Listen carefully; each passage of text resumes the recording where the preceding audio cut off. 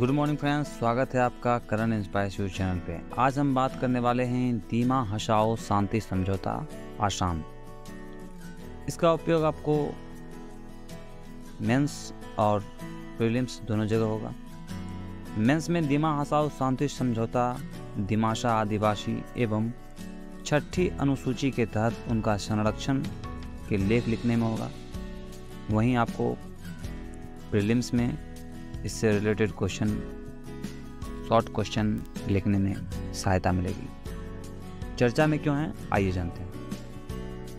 हाल ही में Dimasa national liberation army DNLA ने आसाम सरकार एवं केंद्र सरकार के साथ एक शांति समझौते पर हस्ताक्षर किए।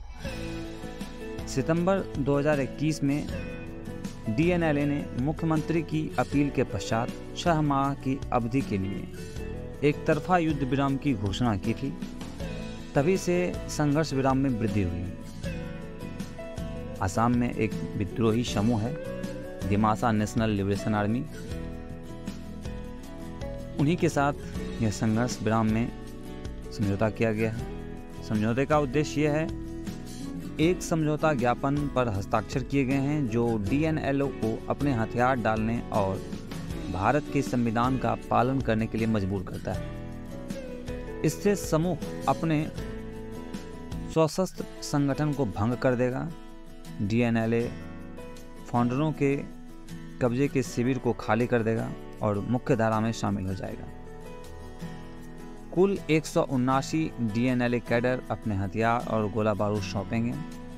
दिमासा आदिवासी क्षेत्रों के विकास के लिए केंद्र और राज्य सरकार प्रत्येक को 500 करोड़ रुपए प्रदान करेगी।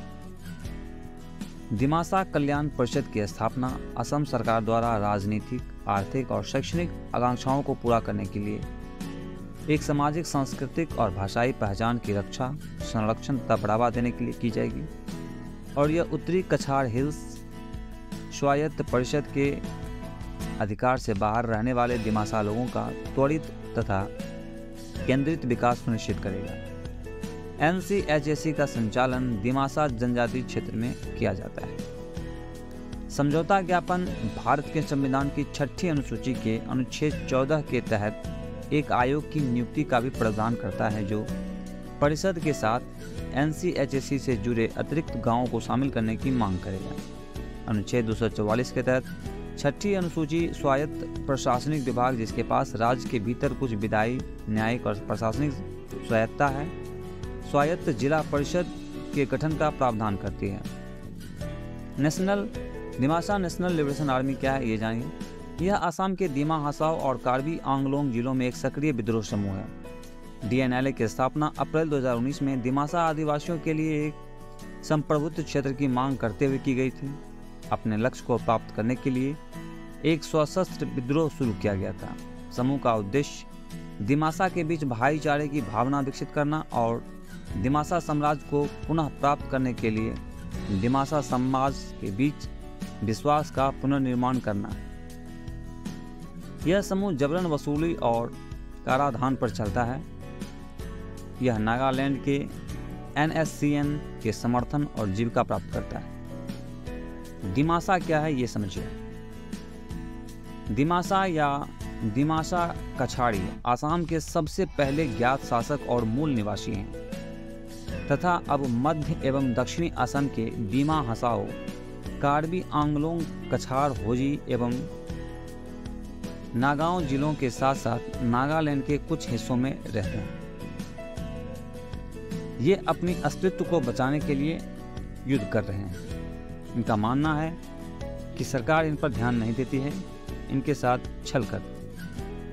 कुछ इतिहासकार उन्हें आदिवासी या ब्रह्मपुत्र घाटी के सबसे पहले ज्ञात निवासी के रूप में वर्णित करते हैं। अहोम शासक से पहले दिमासा राजाओं, जिन्हें प्राचीन कामरूप साम्राज्य के शासक का वंशज माना जाता था, ने 13वीं और 16वीं शताब्दी के बीच ब्रह्मपुत्र के दक्षिण तट के साथ आसाम के बड़े हिस्सों पर शासन किया था।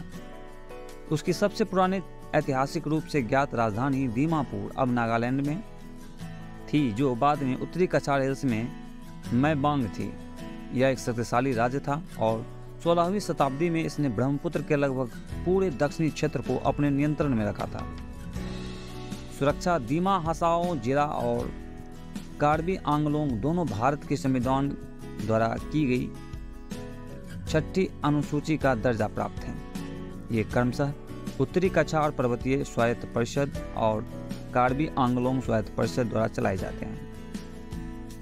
स्वायत्त परिषद एक शक्तिशाली निकाय है और पुलिस एवं कानून व्यवस्था को छोड़कर सरकार के लगभग सभी विभाग इसके नियंत्रण में हैं, जो असम सरकार के अधीन है। आपको बताते चलें कि हाल ही में अमित शाह और मुख्यमंत्री हेमंत बिस्वा शर्मा ने 27 अप्रैल 2023 को इन ज्ञापन पर हस्ताक्षर करवा लिए हैं। यह असम के लिए एक बहुत बड़ा कदम है। असम को यह आत्मनिर्भर बनाने के लिए, मजबूत बनाने के लिए एक कदम है।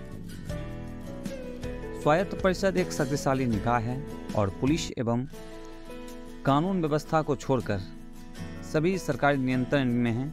इसका मतलब है कि वहाँ आर्मी है, आर्मी से संभालती है और बाकी जो भी मंत्रालय हैं उनका पूरा सहयोग इस क्षेत्र को मिलता है। चित्र में देख सकते हैं यह आसाम का मानचित्र है और ये जो लाल कलर के क्षेत्र हैं, इन्हीं क्षेत्रों में दीमा हसाओ का संगठन सक्रिय है।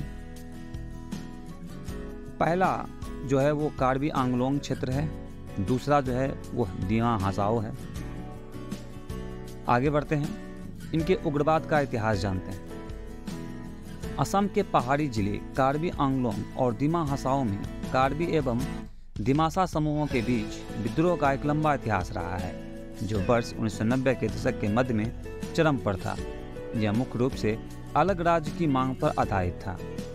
दीमा हसाओ क्षेत्र में अविभाजित असम के अन्य आदिवासी वर्गों के साथ 1960 के दशक में अलग राज्य की मांग शुरू हुई। जब मेघालय जैसे नए राज्यों की स्थापना की गई थी, कार्बी आंगलोंग और उत्तरी कछार सरकार द्वारा सबसे अधिक शक्ति प्रदान किए जाने के वादे की वजह से असम के साथ बन रहे, जिसमें अनुच्छेद 244A को लागू करना शामिल था। यह अनुच्छेद कुछ जनजातीय क्षेत्रों के असम में भीतर एक स्वायत्त राज्य की अनुमति देता है। इसे कभी लागू नहीं किया गया और यही वजह थी कि दीमा हसाओ में उग्रवाद का जन्म हुआ। वे सभी भारत के ही खिलाफ उग्रवादी मोड में आ गए।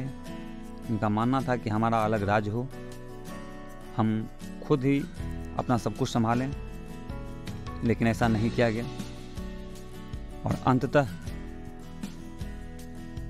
इसे तोड़ने में, इसे रोकने में हमारी सरकार, भारत सरकार सफल हुई। अगला हमारा टॉपिक है दिमासा राष्ट्रीय सुरक्षा बल। दिमासा राष्ट्रीय सुरक्षा बल क्या है, इसके बारे में जानेंगे। दिमा राज्य के रूप में एक पूर्ण राज्य की मांग में काफ़ी वृद्धि देखने के उपरांत वर्ष 1991 में उग्रवादी दिमासा राष्ट्रीय सुरक्षा बल DNSF का गठन किया गया। मांग करने वाले समूह ने 1995 में आत्मसमर्पण कर दिया, लेकिन इसके commander in chief Jelep Gorlosa ने इससे अलग दीमा हसाओ दाओगाह का गठन किया। वर्ष 2003 में DHD ने सरकार के साथ बातचीत शुरू की, लेकिन इसके कमांडर इन चीफ ने ब्लैक विडो नामक एक सशस्त्र समूह के साथ मिलकर नए DHDJ का गठन किया। यह समूह हिंसक था और इन्हें काफ़ी समर्थन भी प्राप्त था। वर्ष 2012 में इस समूह ने संघर्ष विराम पर हस्ताक्षर किए और इस तरह से सभी प्रकार के संघर्ष विराम सफल हुए। आसाम सरकार ने जो सफलता हासिल की है, यह बहुत बड़ी सफलता है। इससे वह क्षेत्र विकसित होगा, राज्य की और देश की विचारधारा से जुड़ेगा और सीधे विकास की प्रगति पर रहेगा। इसी प्रकार के वीडियो को देखने के लिए हमारे चैनल को लाइक और सब्सक्राइब करें। मिलते हैं नेक्स्ट वीडियो में, तब तक के लिए धन्यवाद।